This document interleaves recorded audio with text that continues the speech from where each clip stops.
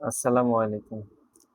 আপনারা যারা মালয়েশিয়াতে যাওয়ার জন্য প্রস্তুতি নিচ্ছেন, তাদেরকে আমি কিছু কথা বলতে চাই। তা হলো আপনারা যেভাবে মিডিয়া হাইলাইট করছেন যে মালয়েশিয়াতে এত হাজার লোক নেবে, এত হাজার লোক নেবে।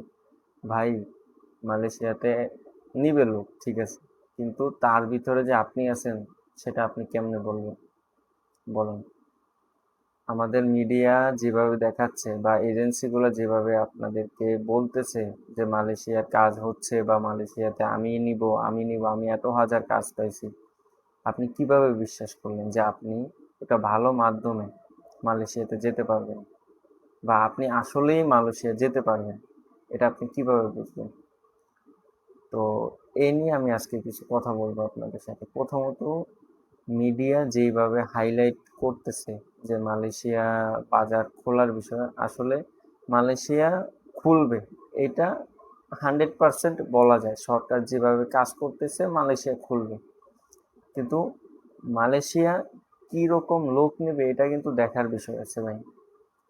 মালয়েশিয়া কিন্তু জন্ম হয়েছে পরশুদিন এরকম না। মালয়েশিয়াতে কিন্তু অলরেডি বাংলাদেশি আছে, শ্রীলঙ্কান আছে বা নেপাল আছে।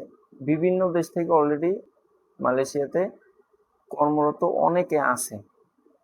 তারপরে আমরা যাইতেছি। তো এটা আপনাকে বুঝতে হবে যে মালয়েশিয়াতে ওইভাবে আহামরি কিন্তু লোক নিতেছে না বা আবার কমও নিতেছে না। কিন্তু এজ এ বাংলাদেশে যে একটা হাইপ উঠছে মালয়েশিয়া নিয়ে, ওই পরিমাণ কিন্তু আবার মালয়েশিয়া সরকার লোক নিতেছে না। তো দেখা গেছে, আমি এজ এ এক্সাম্পল হিসেবে বলি, ধরেন মালয়েশিয়া সরকার 50,000 লোক নেবে, কিন্তু আমি যতটুকু বিশ্বাস করি বাংলাদেশে মালয়েশিয়াতে যাওয়ার জন্য না হলেও 3 থেকে 4 লক্ষ মানুষ আছে যারা মালয়েশিয়াতে যাওয়ার জন্য প্রিপারেশন নিতেছে। তো যাবে তো 40-50 হাজার মানুষ, বাকিরা কি করবে? আমি এটা কিন্তু এক্সাম্পল হিসেবে বলতেছি যে আপনারা যেভাবে, আমি মূলত বোঝাইতে চাইতেছি, আপনারা যেভাবে মালয়েশিয়াটাকে দেখতেছেন, আসলে কিন্তু আপনি ধরা খাবেন। তো আপনি ধরা যেন না খান, এই জন্য আপনাকে বলতেছি যে মালয়েশিয়া নিয়ে আগান, ঠিক আছে, কিন্তু বুঝে শুনে আগান, ভালো একটা মাধ্যম নিয়ে আগান। আপনার যদি পরিচিত কেউ থাকে মালয়েশিয়াতে, তার মাধ্যমে আগান, বা তার কোম্পানিতে যাওয়ার জন্য যদি আপনাকে বলে, তার মাধ্যমে আগান। কিন্তু হুটহাট কোনো এলাকার দালাল বা কোনো এজেন্সিকে আপনার বিশ্বাস করাটা আমি মনে করি ঠিক হবে না। কারণ মালয়েশিয়াতে কিন্তু সৌদির মতো ফ্রি ভিসা না, যে আপনি গেলেন এক ভিসাতে, যাওয়ার পর একটা না একটা কাজ আপনি ম্যানেজ করে নিলেন, এরকম কিন্তু মালয়েশিয়াতে লিগ্যাল না। এটা আপনার মাথায় রাখতে হবে।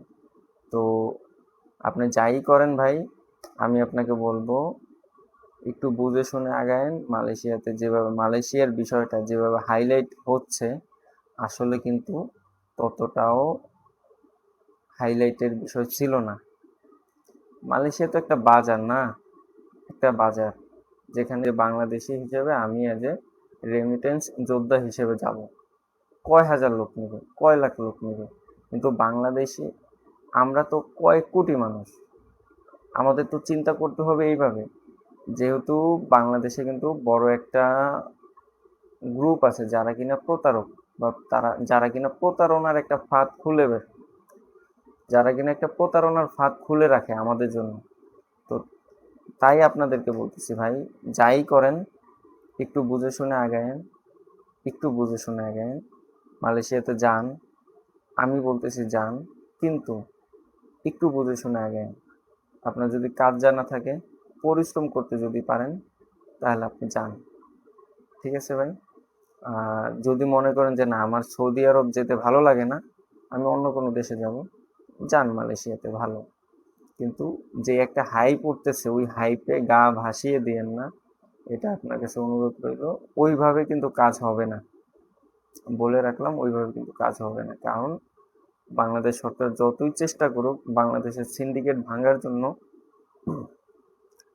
সিন্ডিকেট কিন্তু বাংলাদেশ সরকার ওইভাবে ভাঙতে পারবে না। কারণ বাংলাদেশের সিস্টেমটা ওইভাবে হয়ে গেছে।